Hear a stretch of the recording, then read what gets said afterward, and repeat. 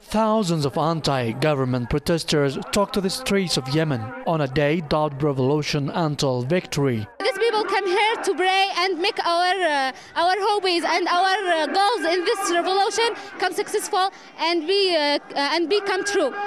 Everyone in this revolution love Yemen, and Yemen will be in the top by God's help and this revolution.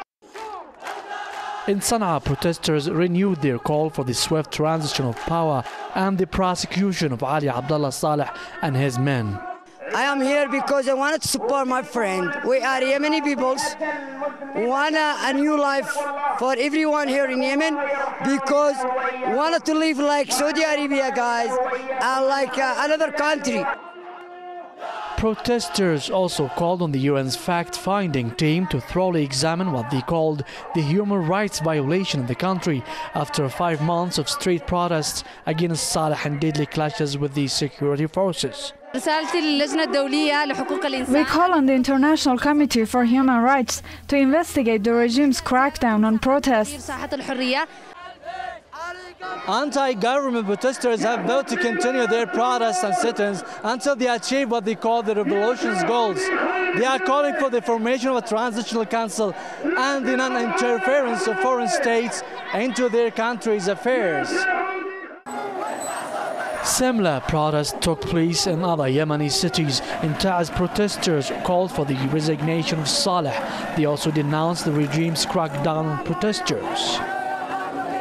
In Eb, the city in the south of Sana'a, protesters accused Saleh's regime of being behind the severe shortage of oil and gas in the country.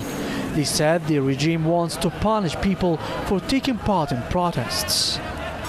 Saleh's loyalists also staged a protest denouncing the attack that targeted the life of President Ali Abdullah.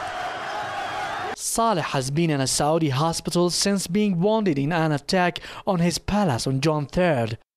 In a televised interview, Vice President Abdurrabbu Mansour Hadi said Saleh is recovering and will soon return.